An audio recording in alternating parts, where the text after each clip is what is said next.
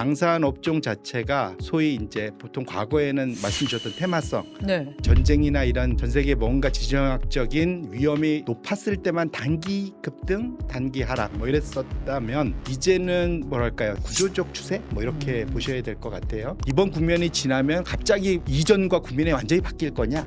그렇진 않을 것 같아요. 왜냐하면 이번에 이란 이슈 때문에 AI 투자를 갑자기 안 할 일은 없잖아요. 지금 예탁금 규모 자체도 지금 120조가 넘었었죠. 역대 최고도 찍고. 그래서 대기자금들이 분명히 있습니다. 지금 소위 떨어진 칼날에 손 내밀까가 두렵긴 하지만 그쵸. 안개가 좀 어느 정도 거치고 나면 이전의 그 흐름에서 주가가 좀 많이 빠진 순으로 조정이 꽤 된 순으로 사실은 다시 포트폴리오를 구축해서 그 흐름을 다시 타가시는 것이 지금 이제 구글이니 아마존 이들도 메탄이 투자를 할 때 자기 돈으로 안 되니까 드디어 소위 이제 부채 채권을 빌리기 시작한 거죠. 사모대출이 만약에 문제가 생겨갖고 이들이 돈 빌려줄 여력이 약해지면 네. 이것이 결국 AI에도 영향을 줄 겁니다. 그러네요. 그래서 사실 유가 이슈보다는 이 사모대출 쪽을 살펴보는 것이 조금 더 중요할 것 같고요. 하늘이 무너져도 솟아날 구멍이 있다는 말처럼 코스피 폭락 와중에 살아남아서 사상 최고가를 찍은 종목들이 있었습니다. 그러다가 다시 거꾸러지기도 하고요. 혼란합니다. 전쟁 때 주목받는 섹터들이 있고요. 전쟁의 포염이 거친 다음에 또 시장이 어떻게 될지도 궁금한 상황입니다. 주식시장으로 다들 돈 보따리를 싸들고 출발했는데 갑자기 터진 이란 사태 어떻게 봐야 할까요? 송재경 디멘전 투자자문 투자부문 대표와 이야기 나눠보겠습니다. 안녕하십니까? 네, 안녕하세요. 코스피가 급락을 했습니다. 그리고 뭐 다른 시장들도 뭐 여전히 다 같이 급락을 했는데 코스피가 특히 급락했다는 얘기, 그다음에 그 와중에 우리는 어떤 부분에 주목해야 될지를 일부에서 얘기를 해주셨어요. 그런데 화요일 날 코스피가 많이 급락하는 와중에도 사상 최고가를 기록한 종목이 있어요. 대표적으로 이제 한화 에어로스페이스 얘기를 들고 싶은데요. 3월 3일, 그러니까 검은 화요일 코스피가 7% 이상 폭락했을 때 외국인 기관 이렇게 쌍끌이 매수로 23% 정도 급등을 했습니다. 이게 70조 원 시가총액을 돌파했네요. 이게 단순 테마 급등이라고 볼 수 있을지 아니면은 와 이제 한화 에어로스페이스 더 세게 날아간다 이렇게 볼 수 있을지. 1차적으로는 이제 방산이 이제 제대로 된 일종의 업종으로 대우를 받고 있다 보셔야 될 것 같고요. 이제 가장 큰 그것의 원인 제공이 여러 가지가 있겠지만 또 거기에 뒤엔 트럼프가 있습니다. 기승전 트럼프입니다. 네, 이게 이제 각자가 이제 각자 도생의 길로 가야 되고 그러려다 보니까 미국의 소위 방어, 국방에 기대서 안보를 맡겼던 나라들이 이제 내 살 길은 내가 도모해야 된다라는 것이 다 확인이 됐잖아요. 그러다 보니까 당연히 지금 당장은 아니더라도 앞으로는 자신들의 자주 국방을 위한 수요가 지금 폭발적으로 늘고 있는 상태고 뭐 대표적으로 폴란드나 뭐 이런 데가 이제 돼 있고 캐나다도 지금 우리한테 뭐 잠수함 얘기도 있고 좀 다양하게 좀 늘고 있습니다. 그래서 그렇게 놓고 보면 방산 업종 자체가 소위 이제 보통 과거에는 말씀 주셨던 테마성, 네. 전쟁이나 이런 전 세계 뭔가 지정학적인 위험이 높았을 때만 단기 급등, 단기 하락 뭐 이랬었다면 이제는 뭐랄까요, 이제 좀 구조적인 소위 보통 그러니까 구조적 추세 뭐 이렇게 보셔야 될 것 같아요. 조건이 바뀌었다. 네. 세계 조건이 바뀌었다. 그리고 두 번째로는 이거는 저번에도 그 대통령 비서실장이 한번 캐나다나 이런 데 왔다 갔다 하면서 했던 얘기인 것 같은데 바로바로 가슴에 와닿더라고요. 그러니까 미국을 제외하고 나머지 이러한 제조업이 살아 있어서 소위 무기를 공급할 수 있는 나라가 전 세계에 몇 없는데 유럽에는 대표적으로 독일인데 네.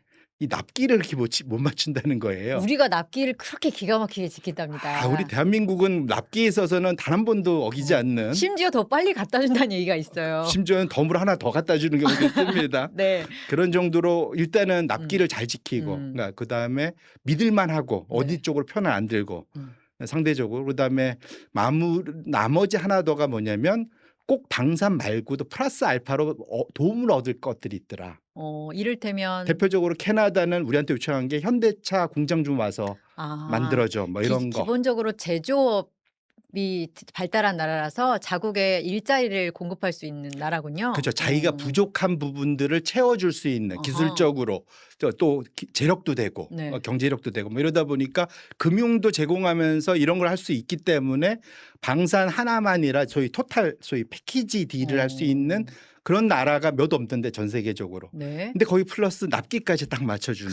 기가 막히네. 그러니까 그러다 보니까 당연히 뭐 변동성은 있을지언정 결국 중장기적으로 놓고 보면 한국의 방산 업체들에 대한 선호 또 이거는 거의 필수, 그러니까 고를 수 있는 대상이 아닌 뭐 이런 대상이 되지 않았나 이렇게 봐야 될 것 같습니다. 그렇다면 지금 약간 미국의 이란 침공에 따른 일시적인 효과 플러스 기본적으로 말씀하신 제반적인 환경 변화 때문에 넓게 보면 우상향할 수 있는 추세는 마련됐다라고 맞습니다. 이해하면 될 것 같아요. 왜 이 말씀을 드리냐면 제가 사상 최고가를 찍었다라고 소개했지만 바로 3월 3일 다음 날인 4일에는 또 떨어지더라고요. 그래서 이게 근데 기본적으로 지금 말씀하신 걸 얘기를 들으면은 그것도 떨어졌다고 너무 슬퍼할 일은 아닌 것 같다라는 생각이 들어요. 지금은 변동성이 확대되는 구간이기 때문에 이것이 매일매일 뭔가 나오는 걸 뉴스의 펀더멘탈을 반영한다고 보기는 어려울 것 같고 투자자들의 심리가 주가에 미치는 영향이 더 큰 구간입니다. 지금 물이 반 컵밖에 없네, 물이 반 컵씩이나 있네. 네. 이게 지금 아마 1분 단위로 바뀌실 거예요. 지금 매일 1분이라고요? 30초입니다. 네. 그만큼 지금 엄청나게 차트만 놓고 보고 있고 주가 색깔만 보가 있어도 마음이 들쑥날쑥하고 심장이 벌렁벌렁하고 그럴 수밖에 없고 되게 식은땀 나고.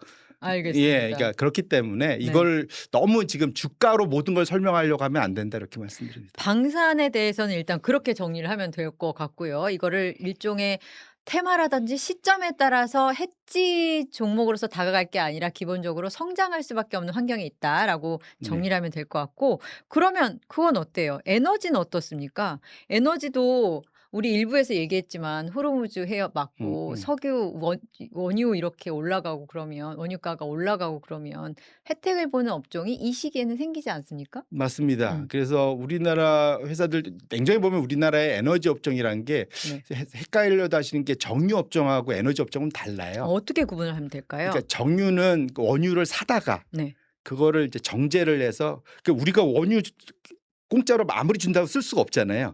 그렇죠. 이거를 시커먼 기름일 텐데. 이걸 뭐 휘발유 그다음에 경유, 등유 뭐 이런 식으로 쭉 벙커시유까지 쭉 빼서 이제 그걸 가지고 뭔가 거의 납사도 나오고 뭐 이걸 갖고 이제 뭔가 또 다른 걸 만들거나 바로 쓰는 이제 이런 일이 벌어지는데 그런 회사들은 통상적으로 재고로 늘 원유를 많이 가져가다 보니까 유가가 오를 때 그 재고 가치가 올라가니까 단기간에 올라가는 케이스들이 있습니다. 하지만 정말로 에너지 업종이라고 하면 실제로 원유를 채굴하는 회사들 있잖아요. 대표로 미국에도 많고 또 우리나라도 일부 그걸 광구권을 갖고 있는 회사들이 있습니다. 그러니까 그거를 보면 그것이 의미 있다. 그러니까 그래서 연초 이후에 미국의 업종 수익률 기준으로 놓고 보면은 에너지 업종이 제일 최상위권에 있거든요. 가장 큰 이유가 유가도 유가지만 최근에 장기금리가 올라가면서 가치주가 각광을 받고 경기가 상당히 좀 상대적으로 올해 좀 더 강해질 것 같은 글로벌 분위기 때문에 상대적으로는 에너지 업종이 그 사이에 못 올라서 그런 에너지 업종에 주가가 많이 갔거든요. 이런 것들을 국내에서는 정유주가 좀 받아내는 케이스들이 있습니다. 근데 이것이 지속화되려면 그 회사를 뚜껑 안을 잘 열어보셔서 소위 진짜로 소위 그런 가스전이나 또는 원유 시추하는 거나 이런 것에 그런 그 권리를 갖고 있는지 여부를 보셔야. 따질 게 많은. 맞습니다. 그래서 그냥 다시 에너지라 해서 그냥 국내 이렇게 보면 아무 종목이나 막 사시면 안 되고 이것이 지속 가능하려면 단기적으로는 올랐다가 또 유가 빠지면 또 박살나고 뭐 이렇게 되거든요. 그래서 종목을 보실 때도 그런 것들을 좀 챙겨보실 필요는 있겠다. 이렇게 그러면은 사실 지금 주식 투자자들 입장에서 막 지금 당장 사팔사팔 하는 사람이 아닌 이상 에너지 혹은 석유, 원유라고 불리는 것은 들여다볼 것도 많고 이슈가 있을 때 올랐다가 내려가는 변동성도 방산보다 더 심하게 있을 섹터이기 때문에 초보자들은 가시면 안 되는 지역이네요. 그래서 작년 올해 소위 주식 좀 하신다는 분들도 지수를 이기기 쉽지 않았어요. 아 지수 뭐 아무도 못 이겼을걸요. 그러니까요. 이게 네. 개별 종목 특히 좋아하시는 우리나라 또 개인 투자자들 좀 하셨던 분들은 다 개별 종목 하기 때문에 특히 중소형주 하신 분들은 더 어려웠죠. 그렇죠. 그래서 상대적으로는 이런 장이 이번 국면에 지나더라도 유지될 가능성이 높습니다. 그래서 네. 그렇게 놓고 보면 오히려 지수 플레이를 하시는 것이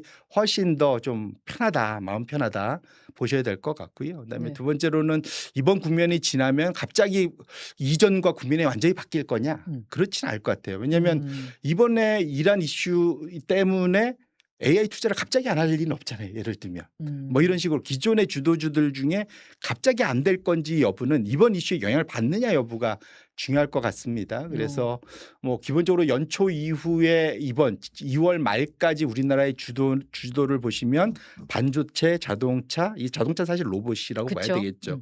그 외에 뭐 이제 기계, 전력 기계 쪽 뭐 이런 때문에 원자력, 원전주, 뭐 그다음에 방산, 바이오는 조금 좀 아래쪽에 그럼 있었던 방산 거고요. 네네네. 탑5 그다음에 사실 그 사이에 2월 달에 완전히 떠올랐던 게 증권주였고. 증권주, 금융주 그렇죠. 예, 그래서 증권주는 기본적으로 소위 레버리지 투자하실 바에는 증권주를 투자하시라고 싶어요. 왜냐하면 아까 변동성이 높은 시점에는 레버리지 절대 안 된다고 강조하셨던 예. 거. 그러니까 소위 레버리지 효과를 얻으려면 그러니까 아까 지수가 예를 들면은 1이 가면 과거의 경험상 증권주는 1.5를 갑니다. 더 갈 수도 있고요. 살짝이 레버리지 효과가 있다. 그렇죠. 이거 1.5에서 2배까지도 갈 수 있고 또 증권주가 하나의 팁이 될 수 있는 게 뭐냐면 통상적으로 전체 지수의 고점보다는 증권주 고점이 먼저 나타납니다. 그래서 만약에 증권주가 확실히 꺾여 보이면 그러면 진짜로 이제 비중을 좀 조절하실 때가 와 있다 이런 거 볼 수도 있기 때문에 그래서 확실한 거는 지금 연초 이후에 증권주가 이렇게 랠리를 보였다는 것은 우리나라 지수 기본적으로 시장이 강세라는 것에 대한 믿음이 있으니까 사실 증권주가 이렇게 가는 거잖아요. 맨 앞에서 가니까. 네. 그리고 또 실제로 돈도 머니무브도 은행에서 증권으로 많이 또 옮겨오기도 그쵸. 했고 그래서 지금 예탁금 규모 자체도 지금 120조가 넘었었죠. 사실 지난주 목요일인가까지도 그래서 역대 최고 또 찍고 그래서 대기 자금들이 분명히 있습니다. 그래서 최근 한 이틀 정도 정말 조정받고 그래서 지금 소위 떨어진 칼날에 손 내밀기가 두렵긴 하지만 그쵸. 이런 정도 안개가 좀 어느 정도 거치고 나면 다시 들어올 수 있는 자금들은 충분히 있고 이전의 그 흐름에서 주가가 좀 많이 빠진 순으로 조정이 꽤 된 순으로 사실은 다시 포트폴리오를 구축해서 그 흐름을 다시 타가시는 것이 좀 더 뭐랄까 이게 아까 말한 대로 요럴 때 국면마다 이것을 잘 기가 막히게 대응하면 좋을 것 같은데 아마 1년 반 동안 한번 해보셨으면 대부분이 다 뒷북 경험이 있으시기 때문에 잘하는 사람들조차 지수를 못 이겼으니까요. 그러니까요. 그래서 이제 제가 보기에는 오히려 이거를 뭔가 이게 묘수가 있을 거라고 생각하는데 세상에 묘수는 없습니다. 그래도 예. 묘수와 관련해서 마지막으로 한 개만 더 여쭙고 싶어요. 네네. 왜냐면은 이 국면에서 혹시 이런 거라는 질문들이 워낙 많기 때문에 그 궁금증을 풀고 싶은데요. 방산이 그런 질문 중에 하나였고 또 석유 관련한 질문이 그거였다면 마지막으로 해운에 관련한 질문이에요. 당연히 우리가 지금 이 원유 중동 사태는 해운 바로 생각이 들거든요. 호르무즈 해협이 언급이 되듯이. 그리고 호르무즈 해협이 얘기가 될 때 또 이란에서는 아까 일부에서 잠깐 그건 이란이 세게 나오는 거는 일종의 이 상황을 좀 타개하려는 뭐 카드 중에 하나로서 말씀을 하셨지만 그럼에도 불구하고 말은 세잖아요. 네. 이 호르무즈 해협을 거쳐서 단 한 방울의 기름도 내가 나가지 못하게 할 거야라고 이란이 얘기를 하고 거기에 이제 대응해서 원유가에 대해서 민감한 트럼프는 그거 보험 들어줄게. 그리고 필요하면 미군이 또 호송도 해줄게. 이게 말이 되나요? 여하튼 그런 얘기까지 하면서 이러고 있단 말이죠. 그렇다면 이런 국면에서 해운은 굉장히 운임료가 비싸지고 그렇다면 실적이 높아지고 그래서 주가는 오르고 나는 그 기회에 이득을 볼 수 있지 않을까 투자자로서 이런 생각을 좀 당연히 하는 분들이 많아요. 네. 이 부분에 대해서 그러면 어떻게 정리를 할 수 있을까요? 일단은 이번 사태로 수혜를 단기간에 볼 수 있다. 그건 정답 맞고요.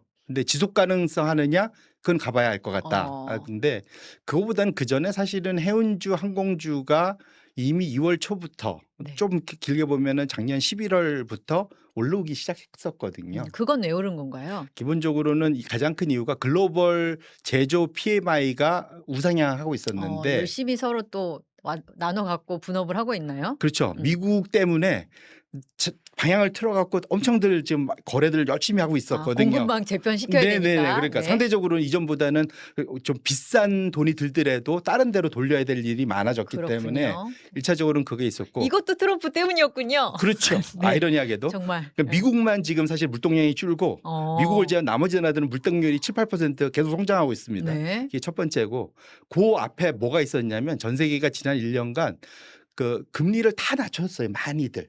그러니까 그 효과가 글로벌 유동성이 이제 그 소위 경제 통화 유동성이 많이 풀린 거죠. 음흠. 그 효과가 글로벌 제조업의 PMI를 끌어올리고 있었던 아. 시기였는데 하필이면 요 이제 이란과 관련된 이슈가 터졌을 뿐이지 네. 원래는 이렇게 우상향에서 돌고 있었었다는 게 첫 어허. 번째. 그래서 해운주 중에는 또 PBR이 되게 낮은 종목들이 꽤 많습니다. 그러니까 자기 자본으로 했을 때 통상적으로 지금 우리 정부가 하려고 하는 것이 지금 주가 억누르기 방지법이라는 걸 하려고 하잖아요. 네. 그러니까 이것 자체는 이소영 의원 법안이 그대로 만약에 간다고 가정하면 PBR 0.8배 미만들은 다 난리가 난 겁니다. 이거를 0.8배 이상으로 높여야 자기 승계 구도가 유지가 될 수 있거든요. 아니 네가 가진 재산보다 지금 주가가 낮은 게 말이 돼? 그렇죠. 이 말이죠. 그거 너 세금 지금 아끼려고 그런 거 아니야? 음. 세금 덜 내려고 하느냐? 오히려 세금 더 내. 음. 이러기 때문에 네. 그게 오히려 지금 더 마이너스이기 때문에 기업들이 주가 부양하려고 애를 쓸 거다. 뭐 그런 측면에서 놓고 보면 지금 전 세계적으로 지금 또 미국의 흐름도 그렇지만 이전에는 소위 그러니까 캐피탈 라이트라고 그래서 되게 가벼운 뭐 소프트웨어니 뭐 빅테크니 투자를 적게 하고도 많이 벌던 회사들이 잘 나갔다면 올해부터 확실히 다르니까 캐피탈 헤비.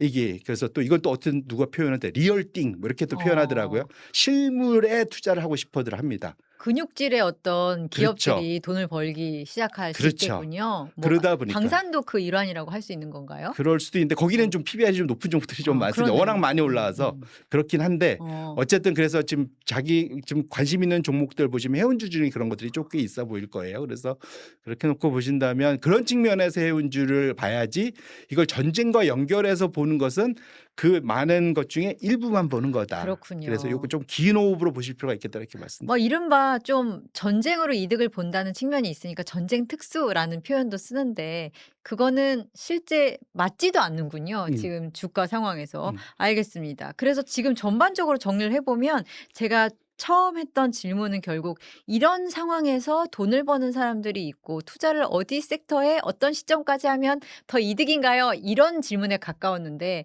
지금 대표님 말씀은 그렇게 볼 필요가 없다.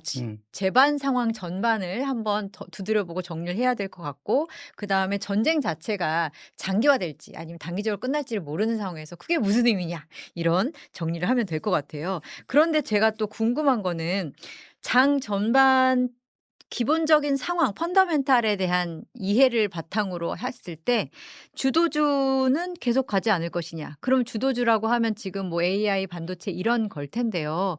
근데 저는 그것도 혹시 이 전쟁에 영향을 받지 않을까라는 생각이 드는 게 유가가 올라가면 물론 유가가 또 중요한 팩터긴 합니다. 유가가 올라가면 소비가 줄지 않겠어요? 이 물가 또 올라가고 그러니까 소비가 줄면 그러면은 소비를 기대하고 투자를 하려고 하던 빅테크들의 투자 심리가 또 축소되지 않을까요? 이런 식으로 악순환이 돌다 보면은 주도주조차도 안 될 가능성이 있지 않나라는 생각이 드는데 이건 어떻게 보세요? 말씀 주신 대로 그 뒷부분 유가 때문인지는 모르겠지만 네. 뒷부분은 걱정이 됩니다. 그러니까 소비가 미국이 죽어서 기본적으로 투자가 줄 가능성에 대한 우려는 분명히 있고요.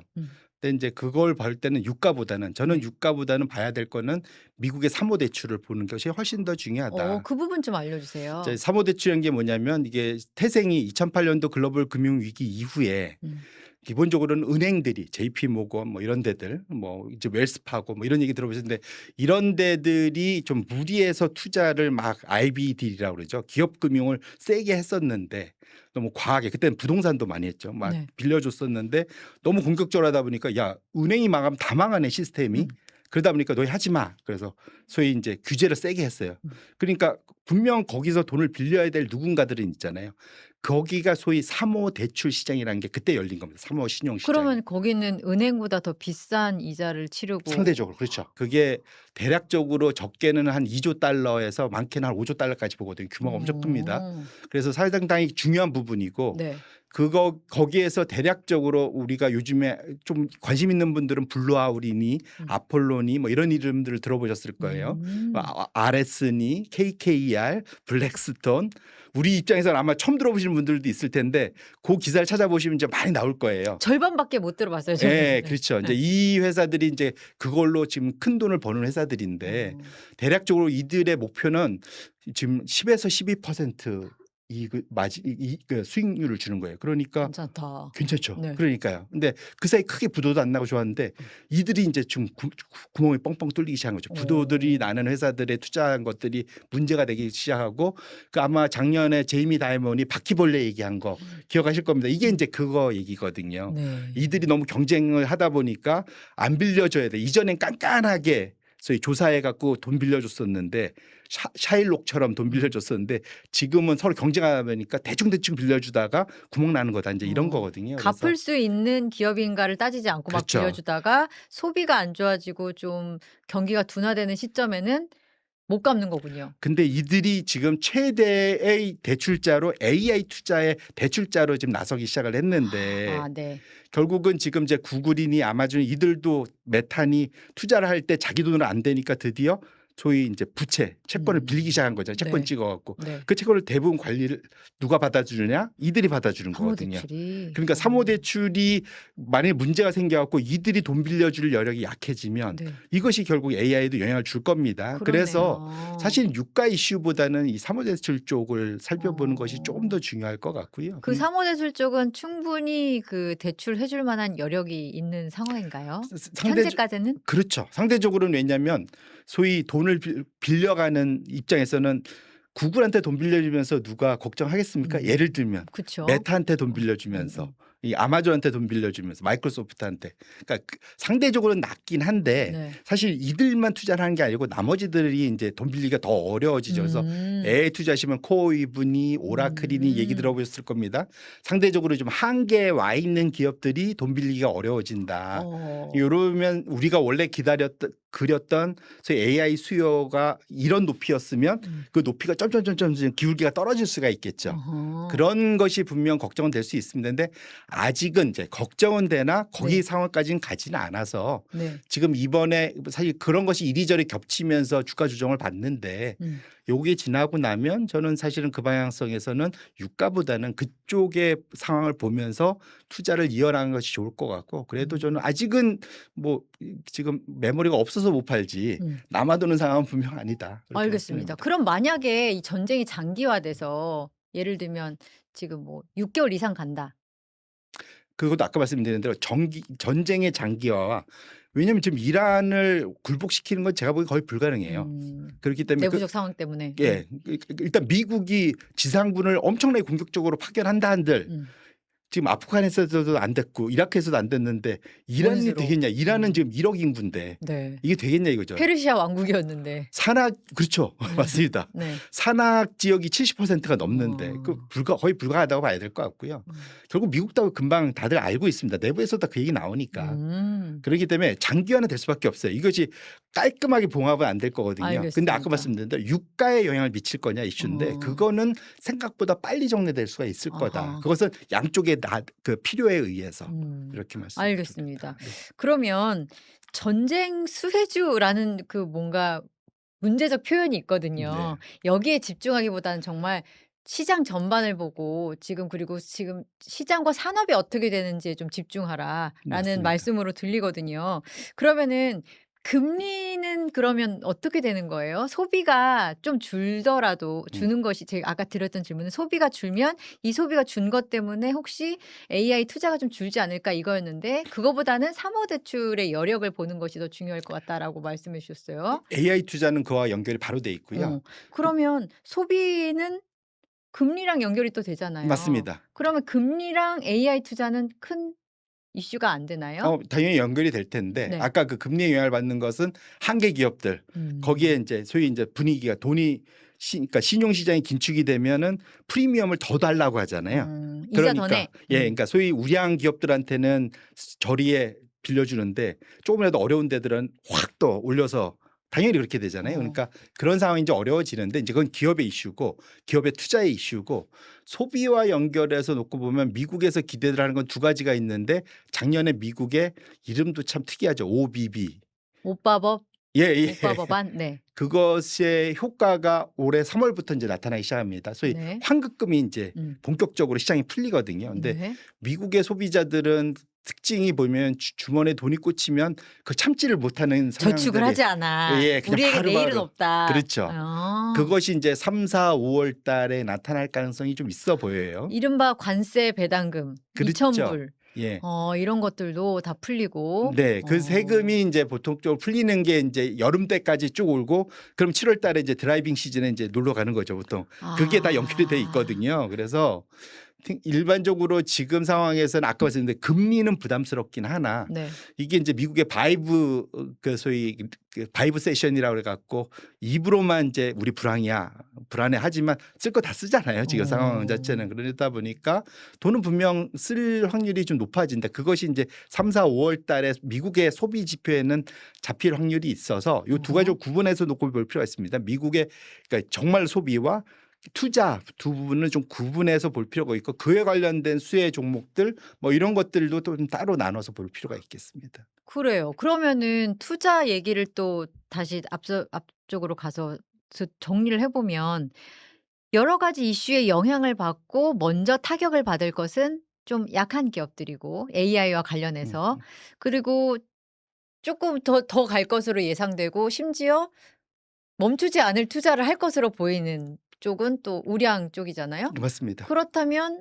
내가 투자자 입장에서 다시 한번 입장을 정리해 보자면 이렇게 불확실하고 조금 헷갈릴 때는 오히려 정보가 없을 때는 주도 산업, 주도하는 큰 기업 이런 쪽에 투자를 하는 것이 상대적으로 안전하다라는 확신을 다시 한번. 그럼요. 그래서 사실은 그 맥쿼리가 삼성전자, SK하이닉스에 대해서 300조 이상의 순이익 뭐 얘기했잖아요. 그러니까 네. 그게 될지는 솔직히 가봐야 알긴 하겠지만 후회요 참 맥커리. 네, 그러니까 그게 거꾸로 말하면 그만큼 지금 메모리 시장이 얼마나 지금 부족한지가 네. 역으로 드러나는 거거든요. 그러니까 그건 진짜 뚜껑 열어봐야 됩니다. 근데 확실한 것은 네. 지금 뭐 삼성전자가 애플하고 내고에서 100% 인상 불렀는데 그걸 그대로 받아들였다는 거잖아요. 나 수틀리면 안 팔아 거의 이 네. 느낌이에요. 보통은 근데 100% 부르고 한 60% 올리는 걸로 끝날 텐데. 당연하죠. 근데 바로 다 받았다는 거잖아요. 그만큼 네네. 지금 구하기가 어렵다는 상황이거든요. 그래서 어. 뭐 내년도 초 정도까지 이제 삼성전자, SK하이닉스 기준으로 놓고 보면 지금 중국의 소위 지금 캐파 증설이 내년 초에 들어올 텐데 그것이 얼마나 성공적일지 여부가 나타나기 전까지는 네. 지금 상황은 연내에는 큰 이슈가 없을까라는 게 정말 중론이거든요. 그래서 이렇게 놓고 본다면 이번 텀이 지나고 나면 네. 사실은 결국은 돈 잘 버는 기업이 결국 위너지 않습니까? 그렇죠. 실적이 좋은 기업. 네. 근데 그 실적이 확실하게 안 꺾일 거는 AI 분야의 메모리는 확실하다 보니까 또 그와 관련된 투자가 지금 지속적으로 좀 되다 보니까 네. 관련된 그런 밸류체인의 수혜를 지금 벌써 끝났다라고 말하기에는 너무 이르지 않을까 개인적으로 생각을 하고 있고요. 네. 그다음에 나머지는 아까 이제 경기 순환 업종 쪽으로 가는 그런 흐름. 그래서 미국에 나타나는 에너지, 소재, 산업재 이런 쪽으로 업종이 지금 확대되는 오히려 미국의 빅테크보다는 이쪽으로 확대되는 그 방향성 자체가 이번에도 지속될 거다. 지나고 나면 어허. 그렇게 놓고 본다면 오히려 사실은 미국에서는 올해 경기 과열을 만들고 싶어하고 경기 과열을 우려하지 경기 침체를 우려하지는 않거든요. 그렇군요. 중간 선거까지 있으니까요. 네, 맞습니다. 그래서 그렇게 놓고 본다면 지금 상황 자체가 아까 앞서 글로벌 제조 PMI 자체가 지금 우상향하고 있는 이런 환경이 만들어진 상황에서 요 이슈 때문에 1973년도에 딱 한 번 있었던 전 세계 침체 이것이 나타날 거다라고 우려하면서 대응하는 것 자체는 너무 과한 대응이지 않을까라고 생각을 하고 있습니다. 그러니까 뭔가 이게 단기적으로 내가 묘수를 찾아서 이 시점에 정말 귀신같이 뭔가를 하겠다라는 목표 자체를 버리라는 말씀을 아주 계속 해주고 계세요. 어쨌든 저는 그런 능력은 없습니다. 대체로 없는 것 같아요. 네네. 그건 이제 도시 전설 같은 이야기고 그럼에도 불구하고 일단 맨 처음에 여쭸던 방산, 그러니까 이게 이른바 이번 사태와 관련해서 좀 눈길이 가는 섹터와 관련해서 정리를 해 보자면 방산은 제반 여건 자체가 괜찮다. 네. 그리고 뭐 에너지라든지 원자재라든지 뭐 제조업과 관련된 이런 것들도 제조업 환경이 지금 글로벌하게 괜찮아지고 있으므로 그런 면에서 음. 생각해야지 이란 사태랑 연결지켜서 그렇게 인과관계적으로 생각하지 말아라. 맞습니다. 이런 말씀이시고 해운은 마지막으로 마찬가지 상황인 거죠. 그렇죠. 제조업 물류가 이렇게 막 왔다 갔다 하면 거기도 덩달아서 이렇게 되는 거니까. 그리고 중국에서 만든 배는 미국에 못 들어오지 말라고 한 거나 마찬가지잖아요. 그렇네요. 그러면 배가 더 많이 필요하고 또 해운 거기에 맞춰서 운임도 당연히 더 높아질 수밖에 없는 상황인 거잖아요. 네. 그러면 안 되는 쪽, 피해야 될 섹터 이런 게 혹시 있나요? 오히려 그래서 지금 아까 말씀 주신 그 우리가 봤던 것 중에 금리가 올라가면 부담스러운 데들, 근데 소위 이제 멀티플이 높은 데들이 좀 부담스럽죠. 그래서 그러니까 올해 지금 하반기로 갈수록 조금 걱정들을 하고 있는 것 중에 가장 큰 거는 소위 우리 미국의 스페이스 X의 IPO 있잖아요. 상장하잖아요. 네. 올해. 예. 다들 기대하고 있던데. 근데 그러니까 그게 대표적으로 지금 소위 예상 매출의 뭐 몇백 배 이렇게 지금 가격이 매겨지고 있는 상태입니다. 그러니까 이익은 아예 쳐다도 안 보고 그쵸. 매출에 지금 뭐 200배 뭐 이렇게 지금 와. 뭐 이런 식으로 좀 밸류에이션을 하고 있는 상태인데 이게 너무 규모가 크다 보니까 이들이 들어오면 교란이 되지 않을까. 기존 걸 좀 팔아서 글로 가야 되니까. 그렇네요. 그리고 보통 이런 게 들어오고 나면 초기에 조금 일부 하지만 그 다음엔 좀 조정의 가능성이 좀 있거든요. 너무 비싸게 샀어 이래가면서. 그렇죠. 네. 그래서 보통 그런 소위 꿈으로 가는 종목들이 오히려 이제 하반기로 갈수록 조금은 조정을 받을 수 있는 가능성이 실제로 이제 현실화되고 나면.